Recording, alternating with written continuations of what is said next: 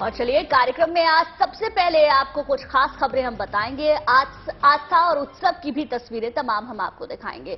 तो आपको लिए चलते हैं हिमाचल प्रदेश के कुल्लू, जहां भगवान रघुनाथ की शोभा यात्रा निकाली गई।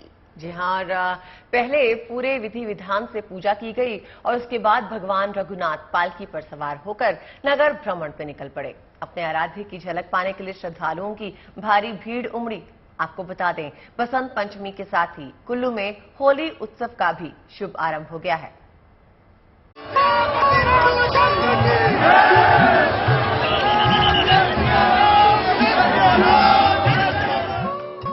आस्था और उमंग का ये बसंत उमड़ा है भगवान श्री रघुनाथ जी की नगरी कुल्लू में।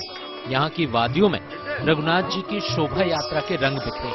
हर ओर धार्मिक आस्था और उमंग की बहार। जब रघुनाथ जी पालकी पर सवार होकर नगर भ्रमण पर निकले तो मानो पूरा शहर खुशी और उत्साह से झूम उठा। विधिवत पूजा अर्चना आरती करने के बाद राज परिवार के सदस्यों ने रथ की 9 परिक्रमा की। इसके बाद श्री राम के जय घोष के साथ श्रद्धालुओं ने श्री रघुनाथ जी के रथ को खींचकर उनके अस्थायी शिविर तक पहुंचाया और समूची घाटी जय श्री राम की गूंज से सराबोर हो गई। ये जो प्राचीन परंपरा है, जब से रघुनाथ जी का यहाँ 16वीं शताब्दी में आगमन हुआ तब से लेकर चली आ रही है। और ये उस वक्त का दृश्य दिखाते हैं जब लंका दहन हो गया, रावण का जो है अंतिम हो गया और विभीषण को राजपाट संभालकर रघुनाथ जी ने जब सीता सहित पुष्प विमान में लंका छोड़ी। इसके बाद आस्था का ये जन सैलाब ढालपुर मैदान पहुंचा, जहां हजारों की तादाद में भक्तों ने भगवान रघुनाथ के दर्शन किए। यहाँ पर बहुत लोग संत उत्सव को देखने भी और स्पेशली रघुनाथ जी की यात्रा को देखने के लिए आए हैं। और जैसा कि दशहरे के उत्सव में रथ यात्रा की जाती है, उसी प्रकार आज भी रघुनाथ जी को रघुनाथ नगरी से यहाँ लाया जाता है और रथ यात्रा शुरू की जाती है। चूंकि महंत राजा के गुरु थे, इसलिए पूरे आयोजन में परंपरागत तौर पर महंत समुदाय की भूमिका बेहद खास होती है। इस पर्व में गुरु वशिष्ठ की भूमिका भी महंत निभाते हैं और हनुमान जी का रूप भी महंत ही धारण करते हैं। खास बात यह है कि समुदाय में हनुमान जी द्वारा लगाए गए सिंदूर को बेहद शुभ माना जाता है। इस महापर्व में राम भरत मिलाप की परंपरा भी निभाई जाती है। खास बात यह है कि बसंत पंचमी के आगमन के साथ ही कुल्लू में होली का भी शुभारंभ होगा।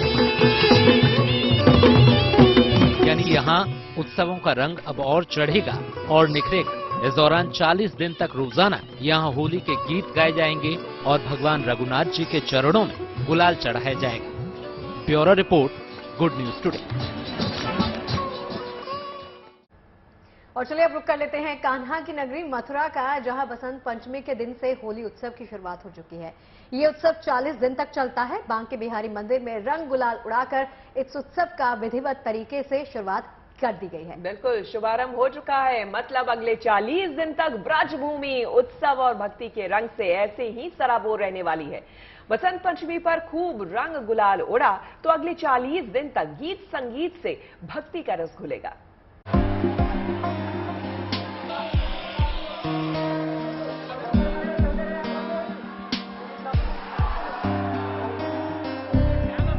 चारों तरफ से होती रंगों की बौछार और उस पर झूमते कान्हा के भक्त। यहाँ की फिजा में छाया है बस गुलाल ही गुलाल। जिधर देखो उधर उत्सव के रंग में डूबे और कान्हा की भक्ति में झूमते गाते लोग ही नजर आते हैं। कण कण में समाया है रोमांचित करने वाला हर्षोल्लास। यहाँ सभी कान्हा के प्रेम के रंग में रंगे हुए हैं। आत्मा को तृप्त कर देने वाली रंगों से सराबोर ये तस्वीरें कान्हा की नगरी मथुरा की हैं, जहां भक्तों ने बांके बिहारी के साथ जमकर होली खेली। इसी के साथ ब्रज में होली के उत्सव की शुरुआत हो गई। असल में होली पृथ्वी पर अपने आप एक अनोखा उत्सव है, जिसमें रंग है, गुलाल है, आनंद है, उत्सव है। ये कृष्ण भक्ति और उल्लास का एक सतरंगी महोत्सव है। मुझे बहुत मजा आया अभी तक जितनी भी होलियाँ खेली उनमें इतना मजा नहीं आया जितना मुझे बाकी बिहारी जी के साथ होली खेल के आया। मेरा सपना था कि मैं उनके साथ होली खेलूं और आज मैंने खेली भी, और उन्हीं के साथ ही मैंने अपने भाइयों के साथ और अपनी भाभी के साथ भी खेली। मुझे बहुत मजा आया उनके साथ खेलने।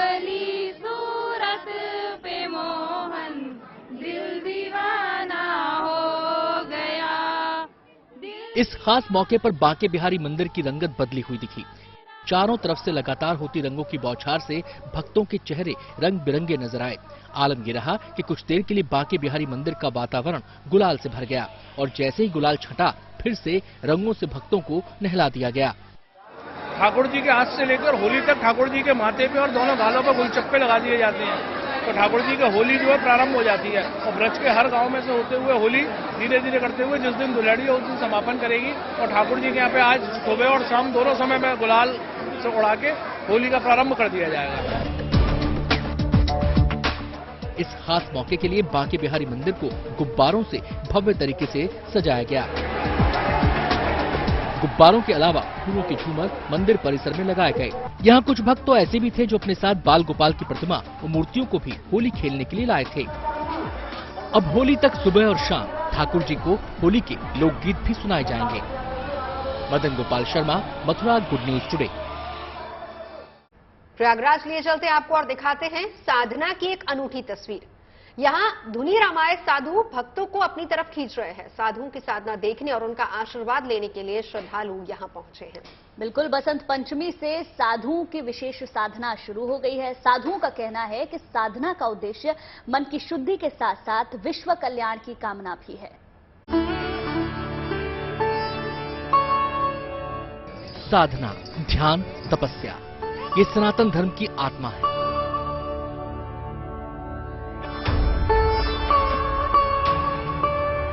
जब तक के तरीके अलग अलग हो सकते हैं, लेकिन उद्देश्य एक ही है, ईश्वर का ध्यान करते हुए खुद की खोज। हमारे साधु संत साधना की इस परंपरा के वाहक हैं। आस्था के मेलों में, बड़े बड़े धार्मिक अनुष्ठानों में हमें इन साधकों से साक्षात्कार का मौका मिलता है। साधना की अनूठी तस्वीरें इन दिनों प्रयागराज के माघ मेले में दिखाई दे रही हैं। धुनी रामायण साधुओं को देखिए, जलते हुए उपलों के बीच हाथ में रुद्राक्ष की माला लिए ईश्वर का ध्यान। और कुछ साधु संत तो एक कदम और आगे निकलकर अग्नि को सिर पर भी रख लेते हैं। भले ही मौसम का चक्र आम लोगों को प्रभावित करता हो, लेकिन ऐसे लगता है मानो ये साधु मौसमी प्रभावों से मुक्त हैं। प्रचंड सर्दी हो या भीषण गर्मी, साधना का एक क्रम थमता नहीं है। और इस साधना के केंद्र में है मन की शुद्धि और मानव कल्याण। ये जो है तपस्या है, एक तरह की धुनी तपस्या। कोई खप्पर धुनी भी तक के ऊपर सर पर खप्पर रख करके, आग रख करके सुने होंगे आप, उसको भी तपते हैं। कुछ चारों तरफ आग आगे की तपते हैं। अच्छा, तो इसका शास्त्र में भी प्रमाण दिया है। कारण क्या, 4 प्रकार की तपस्या हैं, तपेश्वरी, भूमेश्वरी, राजेश्वरी हैं और स्वादेश्वरी का। संतों के स्वरूप को देखकर श्रद्धालु भी इनके आगे नतमस्तक नजर आते हैं। ये लोग हर बसंत पंचमी पे जब साधु संतों को, इन लोगों को मैं देखती हूँ तो चारों तरफ धूनी, आग की धूनी होती है और सिर पे भी ये आग की धूनी लेकर के कठिन तपस्या करते हैं। ये बहुत ही आश्चर्यजनक होता है। ये हम सिर्फ साधु संतों में ही देख सकते हैं। माघ मेले में धुनी रमाने दूर दूर से साधु संत महात्मा यहाँ आते हैं।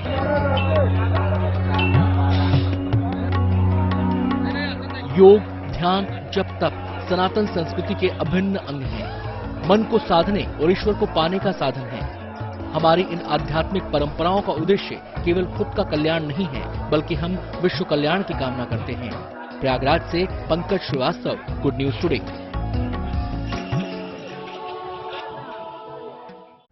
और अब बात बद्रीनाथ धाम की। देश विदेश के श्रद्धालुओं के लिए गुड न्यूज है। भगवान बद्री विशाल धाम के कपाट खोलने की तिथि की घोषणा कर दी गई है। 27 अप्रैल को धाम के कपाट श्रद्धालुओं के लिए खोल दिए जाएंगे। और आपको ये भी बता दें कि शीतकाल में बद्रीनाथ धाम के कपाट बंद कर दिए जाते हैं। बसंत पंचमी के दिन पंचांग देखकर कपाट खोलने की तारीख तय की जाती है। कपाट खोलने से पहले विधिवत तरीके से पूजा की जाती है, जिसकी शुरुआत 12 अप्रैल से होगी।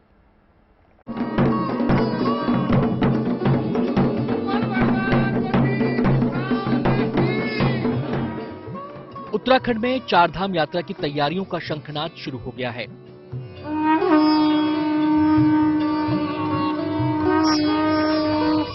मंत्रोच्चार के साथ भगवान बद्री विशाल के भक्तों को बड़ी खुशखबरी मिली है।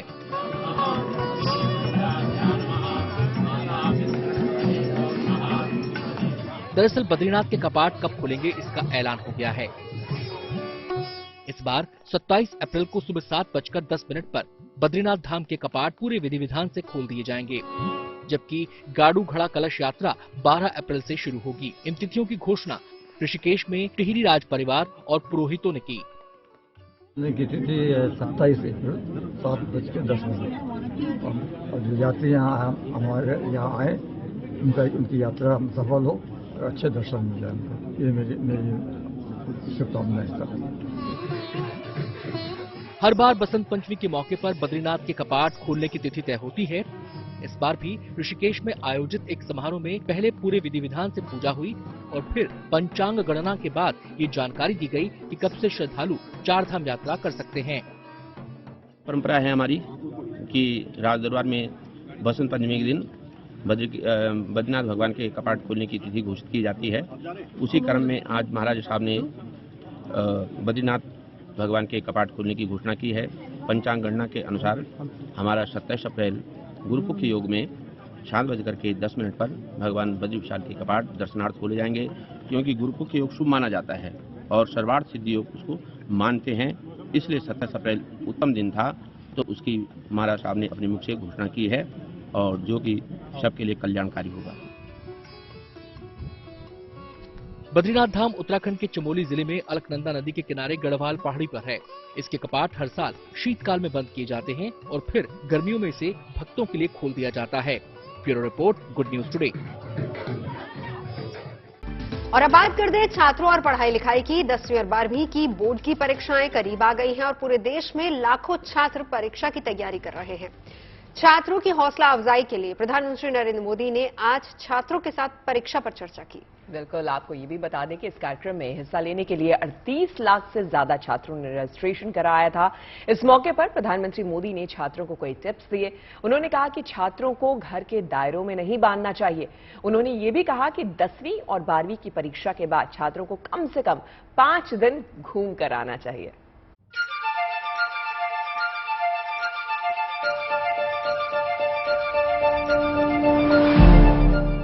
परीक्षा के सवालों से पहले तैयारी उन सवालों को हल करने की थी जिनसे बच्चे अक्सर एग्जाम से पहले जूझते हैं। परीक्षा तनाव की वजह न बने। परीक्षाएं किसी बच्चे को आंकने का अंतिम पैमाना न बनाई जाए और बच्चे परीक्षा को सहजता से लें। इन्हीं तमाम बिंदुओं पर पीएम मोदी ने आज परीक्षा पर चर्चा की। उन्होंने बच्चों को टाइम मैनेजमेंट के जरूरी टिप्स भी दिए। टाइम मैनेजमेंट के प्रति हमें जागरूक रहना चाहिए। परीक्षा और नो परीक्षा,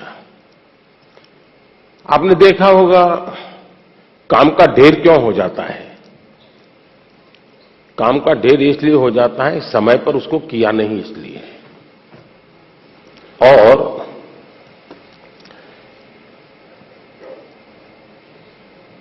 काम करने की कभी थकान नहीं होती है जी। काम करने से संतोष होता है। पीएम ने जिंदगी की दौड़ में हार्ड वर्क और स्मार्ट वर्क के कॉम्बिनेशन का फॉर्मूला भी बच्चों को दिया। कुछ लोग होते हैं जो हार्ड वर्क ही करते रहते हैं। कुछ लोग होते हैं जिनके जीवन में हार्ड वर्क का नामो निशान नहीं होता है। कुछ लोग होते हैं जो हार्डली स्मार्ट वर्क करते हैं और कुछ लोग होते हैं जो स्मार्टली हार्ड वर्क करते हैं।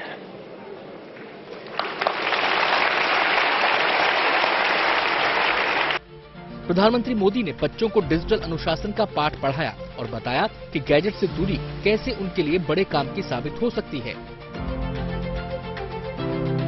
क्या आप हफ्ते में कुछ दिन या दिन में कुछ घंटे ये टेक्नोलॉजी का फास्टिंग कर सकते हैं क्या? कि उतने घंटे उसकी तरफ जाएंगे ही नहीं।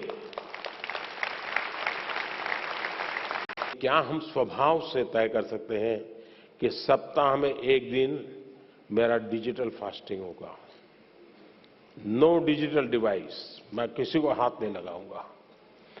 उसमें से जो फायदा होता है उसको ऑब्जर्व कीजिए।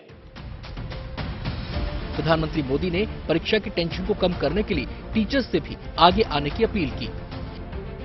मैं जरूर चाहूंगा कि हमारे विद्यार्थी, हमारे अभिभावक, हमारे टीचर्स ये अपने जीवन में तय करें कि परीक्षा का जो बोझ बढ़ता चला जा रहा है, एक वातावरण क्रिएट हो रहा है, उसको जितना ज्यादा हम डाइल्यूट कर सकते हैं करना चाहिए। जीवन का उसको सहज हिस्सा बना देना चाहिए।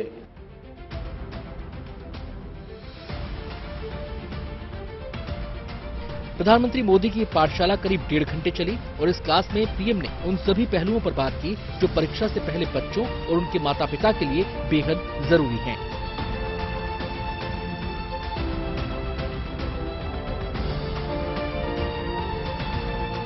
Bureau report, good news today.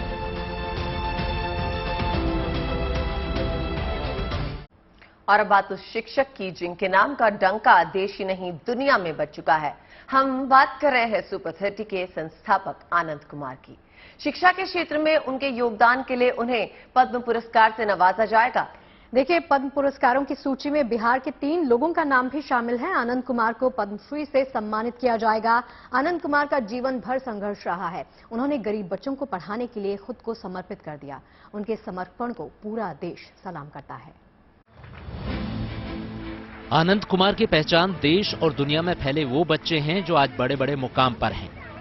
कभी जिनके हुनर को आनंद कुमार ने पहचाना, ये भी जाना कि उनके हालात ऐसे नहीं थे कि वो बड़े लक्ष्य को भेद सकें, लिहाजा आनंद कुमार ने सुपर 30 कोचिंग की स्थापना करके ऐसे बच्चों की जिंदगी बदलने का फैसला किया जिनकी कामयाबी का रास्ता पैसे की तंगी रोक रही थी। इन बच्चों की कामयाबी ने जहां इनकी जिंदगी बदली, वहीं आनंद कुमार की पहचान भी। तभी तो ये शहर उनके पद्मश्री से सम्मानित होने पर फक्र महसूस कर रहा है। आनंद जी को जो मिला है पद्मश्री, ये बिहार के लिए गौरव की बात है। हम बिहार वासियों के लिए गौरव की बात है और मैं भारत सरकार का तहे दिल से धन्यवाद करना चाहता हूं। बिहार के लिए तो गर्व है, जो गरीबों बच्चों को पढ़ा रहे हैं, इसके लिए बिहार के जितने भी बिहार वासियों है उनको खुशहाली है। खुद आनंद कुमार भी सम्मान को पाकर बेहद उत्साहित हैं। मुझे खबर आई, फोन आया गृह मंत्रालय भारत सरकार से कि आपको पद्मश्री अवार्ड दिया जा रहा है। सुनकर बहुत अच्छा लगा, मैं तो यकीन भी नहीं किया। फिर दोबारा उन लोगों का फोन आया कि शाम को हम लोग घोषणा करने जा रहे, तो बहुत अच्छा लगा। परिवार में हमारी वाइफ, भाई, माताजी सब लोगों को सुनकर काफी बढ़िया लगा। आनंद कुमार का ये प्रयोग लोगों के लिए मिसाल बना। कई और बड़े लोग इस तरह की पहल करते देखे गए, लेकिन कामयाबी और शोहरत की जो बुलंदियां आनंद कुमार ने छुई, उसने उन्हें 135 करोड़ की भीड़ से अलग खड़ा कर दिया है। पटना से शशि भूषण के साथ bureau report, good news today. बात कर लेते हैं खेलों के उत्सव की। जहां एशियन गेम्स में अभी वक्त है, लेकिन इसकी तैयारियां तेज हो गई है। मुंबई की गिरगांव चौपाटी पर इन दिनों नौकायन प्रतियोगिता चल रही है, जिसमें देश भर के खिलाड़ी हिस्सा ले रहे हैं। जी हाँ, देखिए, प्रतियोगिता 30 जनवरी तक चलेगी, यानी अगले 4 दिनों तक खेलों का ये महामेला वहां चलेगा। इसमें जीत हासिल करने वाले जो खिलाड़ी हैं वो एशियन गेम्स में क्वालिफाई भी कर पाएंगे।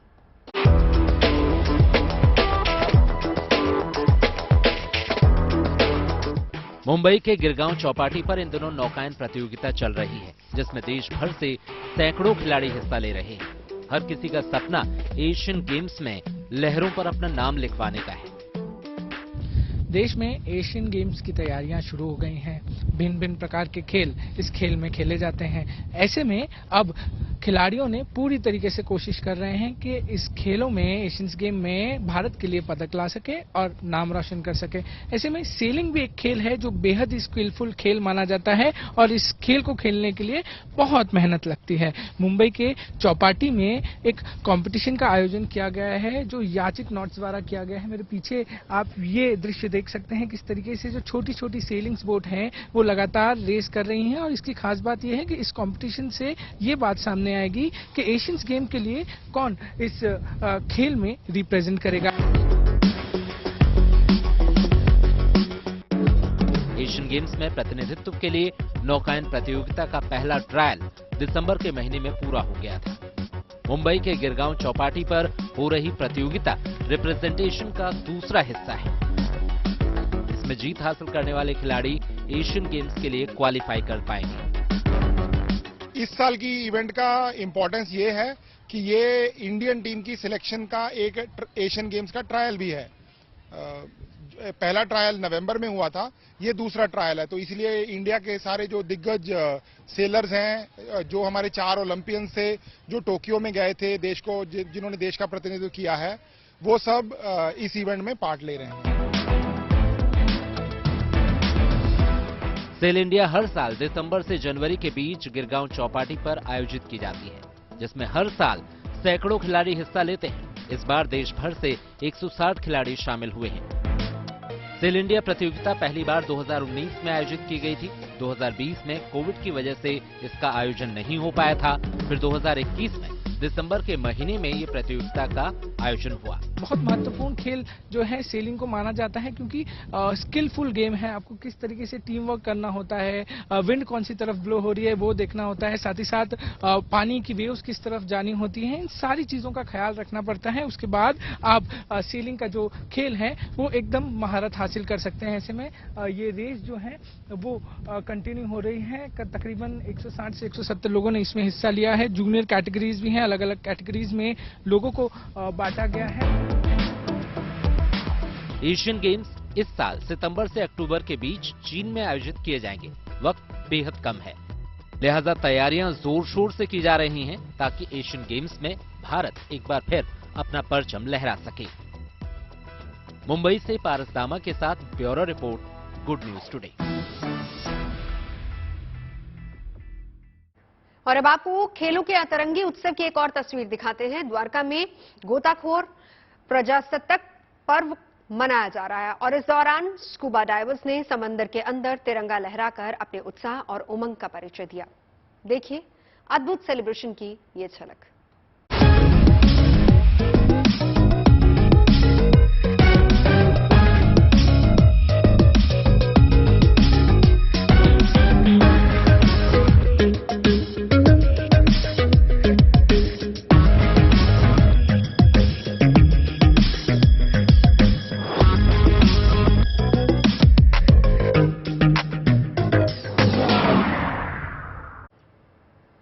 न्यूजीलैंड के खिलाफ आज से 3 मैचों की T20 सीरीज शुरू हो रही है। पहला मैच शाम 7 बजे रांची में खेला जाएगा। इससे पहले धोनी खिलाड़ियों से भी मुलाकात करने के लिए पहुंचे हैं। बीसीसीआई ने इन तस्वीरों को ट्वीट भी किया है, जिसमें धोनी टीम इंडिया के खिलाड़ियों के साथ हंसते मुस्कुराते हुए नजर आ रहे हैं। जहां टीम इंडिया वनडे सीरीज में पहले ही क्लीन स्वीप कर चुकी है, अब धुरंधर धोनी के टिप्स यंगिस्तान के इरादों को और मजबूती देंगे। देखिए धोनी से टीम इंडिया के खिलाड़ियों की मुलाकात की ये खास झलकियां।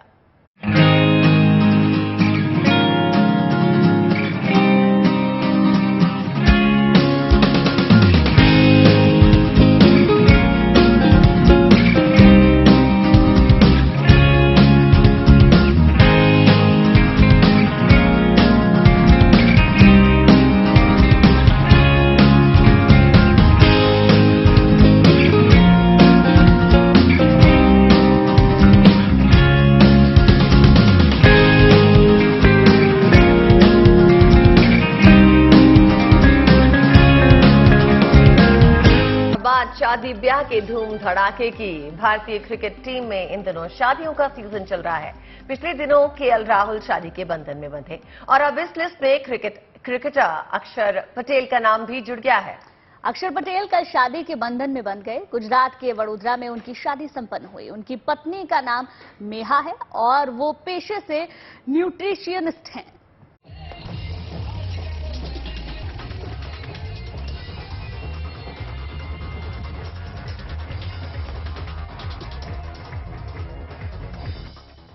ढोल नगाड़ों और गानों की ये धमक,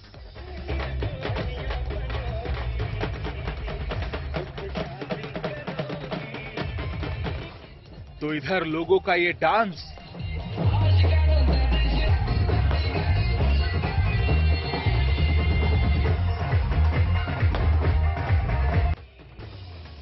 ये सभी लोग ऑलराउंडर अक्षर पटेल की शादी में आए बाराती हैं। वडोदरा में इसी चमक धमक के साथ ये हैंडसम मुंडा शादी के बंधन में बंध गया। यानी टीम इंडिया के बैचलर खिलाड़ियों की लिस्ट और छोटी हो गई। बसंत पंचमी के दिन ऑलराउंडर इंटरनेशनल खिलाड़ी अक्षर पटेल भारतीय संस्कृति अनुसार विवाह संस्कार अक्षर पटेल का आज हो रहा है और प्रभुता में ये पैर रखेंगे। इस शादी में जमा रंग देखने लायक रहा। हर कोई जश्न में डूबा नजर आया।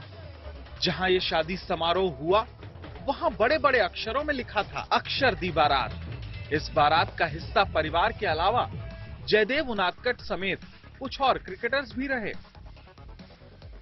नेहा मितेश पटेल की ओर से शादी हो रही है और दोनों पटेल परिवारी है, तो बहुत आनंद का अवसर है पटेल परिवार में। और ये धूमधाम से हिंदू संस्कृति के अनुसार शादी हो रही है, यानी विवाह संस्कार हो रहा है। बताया जाता है कि अक्षर पटेल और उनकी पत्नी नेहा एक दूसरे को काफी लंबे समय से डेट कर रहे थे और अब दोनों शादी के बंधन में बंध गए। नेहा पटेल पेशे से एक न्यूट्रिशनिस्ट हैं। उनसे शादी के लिए ही अक्षर ने टीम इंडिया से छुट्टी ली है। जाहिर है पहले राहुल और अब अक्षर ने भी 7 फेरे ले लिए। अगला नंबर किसका होगा, क्रिकेट प्रशंसक इसी पर कयास लगाने में जुट गए हैं। Bureau report, good news today. थोड़ा सा सैर सपाटा कर लेते हैं, पहाड़ों का नजारा लेते हैं और रुक करते हैं। बर्फबारी ने पहाड़ों का श्रृंगार किया हुआ है और इसे देखने के लिए बड़ी संख्या में सैलानी वहीं का रुख कर रहे हैं। वैसे पता नहीं क्यों मैं अभी हिम्मत नहीं कर पा रही हूँ पहाड़ों की तरफ रुख करने का, गला ठीक नहीं हुआ है इसलिए। खैर आप लोग जा सकते हैं, तो चलिए हम आपको लिए चलते हैं जम्मू कश्मीर और तस्वीरें आपको दिखाते हैं पटनी टॉप की, जो इन दिनों बर्फ से ढका हुआ है। सर्दी कड़ाके की है लेकिन पर्यटकों का जोश हाय है। बर्फ से सफेद धरती और मस्ती करते पर्यटक, ये खूबसूरत नजारा है जम्मू के पास पटनी टॉप का। पटनी टॉप समेत जम्मू कश्मीर के कई इलाकों में बर्फबारी हो रही है, जिससे इलाका मनोरम तो हुआ ही है, पर्यटकों को जैसे मनचाही मुराद मिल गई है। खुशी छुपाए नहीं छुप रही। ठंड, एक्साइटमेंट इतनी ज्यादा है कि ठंड का एहसास नहीं हो रहा है। आज जो हम पटनी टॉप में मंजर देख रहे हैं, ये बहुत ही ऑसम है। हमें बहुत मजा आ रहा है। यहाँ पहुंचे सैलानी मस्ती का कोई भी मौका नहीं छोड़ना चाहते, इसलिए बर्फ गिरने के बाद पटनी टॉप पर्यटकों से गुलजार हो गया है। बहुत अच्छा है यहाँ का क्लाइमेट, यहाँ का स्नोफॉल देखने को, जहाँ बहुत अच्छा ट्री है, बहुत इंजॉय किया है, बहुत अच्छा है यहाँ पे। पहाड़ों पर बर्फ, पेड़ों पर बर्फ, जहाँ तक नजर जाती है वहाँ तक जमीन भी सफेद हो गई है। मौसम पूरी तरह से खुशनुमा हो गया है। यहाँ पे मौसम एकदम खुशनुमा हो गया है। सारे सैलानी पटनी टॉप में पूरी तरह से जो है एंजॉय कर रहे हैं। पटनी टॉप में सीजन में दूसरी बार इतनी बर्फ गिरी है। जैसे ही बर्फ गिरने की खबर सैलानियों तक पहुंची, वो जम्मू से सीधे पटनी टॉप आ गए। हालांकि बर्फ गिरने से इलाके में ठिठुरन बढ़ी है, लेकिन पर्यटकों पर इसका असर नहीं दिख रहा। इन बहारों में दिल की कली खिल गई, मुझको तुम जो मिले हर खुशी मिल गई। पटनी टॉप से मौसमी सिंह के साथ bureau report, good news today. कि घड़ी जो है पहले इशारा कर चुकी है और वक्त के इशारे को समझने में ही समझदारी है, तो हम तो समझ गए, इसलिए बाय कहना पड़ेगा। क्यों घुमा फिरा के बातें कर रही हो ना, साफ साफ क्यों नहीं कहती कि अच्छा तो हम चलते हैं, बिल्कुल है ना।